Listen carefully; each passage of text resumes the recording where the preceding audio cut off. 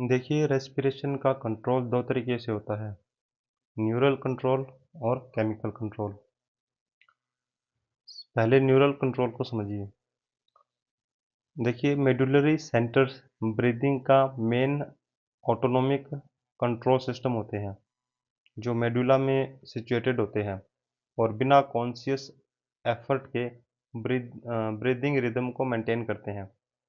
ये centres body की ज़रूरत के अनुसार इंस्पिरेशन और एक्सपिरेशन को रेगुलेट करते हैं। इसमें पहले आता है डोर्सल रेस्पिरेटरी ग्रुप यानी कि डीआरजी। डीआरजी मेडुला में प्रेजेंट होता है और यह नॉर्मल इंस्पिरेशन को कंट्रोल करता है। यह ग्रुप डायफ्राम को रेगुलर नर्व सिग्नल भेजता है जिससे डायफ्राम रिदमिकली कॉन्ट्रैक्ट करता है और लंग्स में हवा एंटर करती है। डीआरजी ही बेसिक ब्रीदिंग रिदम जनरेट करता है, इसलिए इसे ब्रीदिंग का प्राइमरी कंट्रोलर माना जाता है। नॉर्मल क्वाइट ब्रीदिंग में इसका रोल सबसे ज़्यादा होता है। नेक्स्ट है वेंट्रल रेस्पिरेटरी ग्रुप वीआरजी। ये भी मेडुला में ही होता है लेकिन इसका रोल नॉर्मल ब्रीदिंग में कम होता है। यह मेनली फोर्स्ड ब्रीदिंग के दौरान एक्टिव होता है, जैसे एक्सरसाइज, कफिंग या रेस्पिरेटरी डिस्ट्रेस में। वीआरजी दोनों इंस्पिरेशन और एक्सपिरेशन को कंट्रोल करता है, खासकर जब ब्रीदिंग एफर्ट बढ़ जाती है। इसमें ऐसे न्यूरॉन्स होते हैं जो एसेसरी मसल्स को एक्टिवेट करते हैं, जिससे ब्रीदिंग ज़्यादा पावरफुल होती है। नॉर्मल क्वाइट ब्रीदिंग में वीआरजी मोस्टली इनएक्टिव रहता है, लेकिन डिमांड बढ़ने पर तुरंत एक्टिव हो जाता है।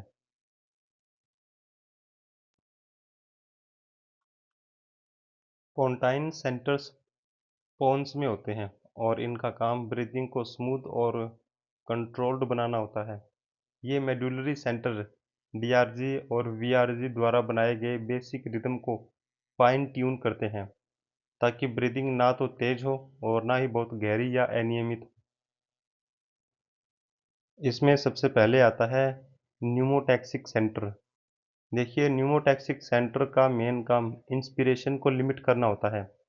यह डीआरजी को इनहिबिटरी सिग्नल भेजता है जिससे इंस्पिरेशन जल्दी स्टॉप हो जाता है और लंग्स का ओवर इन्फ्लेशन प्रिवेंट होता है। इसी वजह से ब्रीदिंग की रेट को कंट्रोल करता है। अगर यह सेंटर ज़्यादा एक्टिव हो जाए तो इंस्पिरेशन छोटा हो जाएगा और ब्रीदिंग की रेट जो है वो बढ़ जाएगी। अगली चीज़ है एपनोस्टिक सेंटर। एपनोस्टिक सेंटर का काम इसके अपोजिट होता है। यह इंस्पिरेशन को प्रोलॉन्ग करता है यानी कि लंबा करता है, यानी कि डीआरजी को स्टिमुलेट करके डायफ्राम को ज़्यादा समय तक कॉन्ट्रैक्ट रहने में हेल्प करता है। इससे डीप ब्रीदिंग होती है।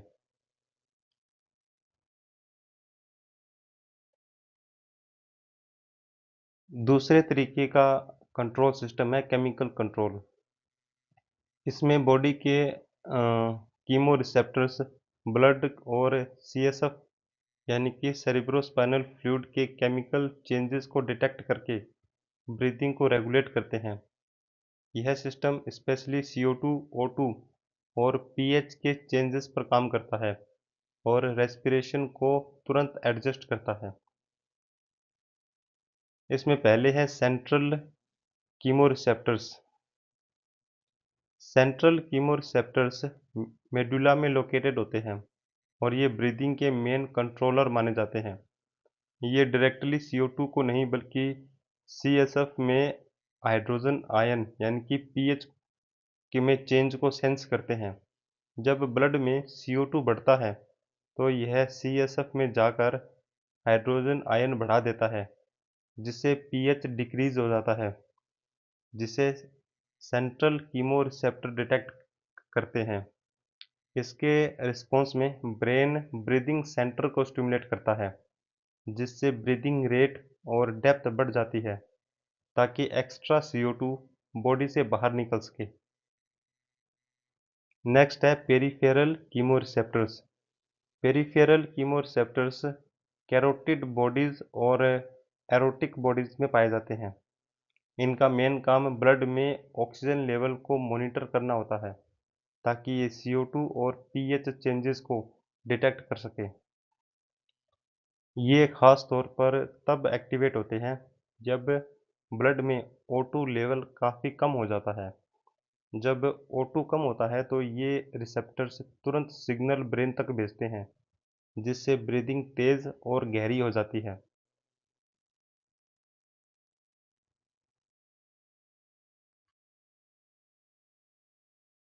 देखिए, बॉडी में ब्रीदिंग का प्राइमरी कंट्रोल ऑक्सीजन नहीं होता, बल्कि कार्बन डाइऑक्साइड होता है। इसका कारण ये है कि कार्बन डाइऑक्साइड का लेवल ब्लड के पीएच को सीधे अफेक्ट करता है। जब ब्लड में CO2 थोड़ा सा भी बढ़ता है, तो यह तुरंत हाइड्रोजन आयन बढ़ाकर पीएच को एसिडिक बना देता है। इस चेंज को सेंट्रल कीमोरिसेप्टर्स बहुत तेज़ी से डिटेक्ट करते हैं और तुरंत ब्रेन को सिग्नल भेजते हैं, जिससे ब्रीथिंग रेट और डेप्थ बढ़ जाती है ताकि एक्स्ट्रा CO2 बाहर निकाला जा सके। इसलिए इवन स्लाइट इंक्रीज में भी स्ट्रॉन्ग स्टिमुलेशन ऑफ ब्रीदिंग होता है और इसके विपरीत O2 का इफेक्ट कंपैरेटिवली कम होता है। पेरिफेरल कीमोरिसेप्टर्स ऑक्सीजन लेवल को डिटेक्ट करते हैं, लेकिन ये तभी स्ट्रांगली एक्टिव होते हैं जब ऑक्सीजन लेवल काफ़ी ज़्यादा कम हो जाता है। नॉर्मल कंडीशन में ऑक्सीजन लेवल काफ़ी स्टेबल रहता है, इसलिए यह ब्रीदिंग का मेन ड्राइवर नहीं बनता।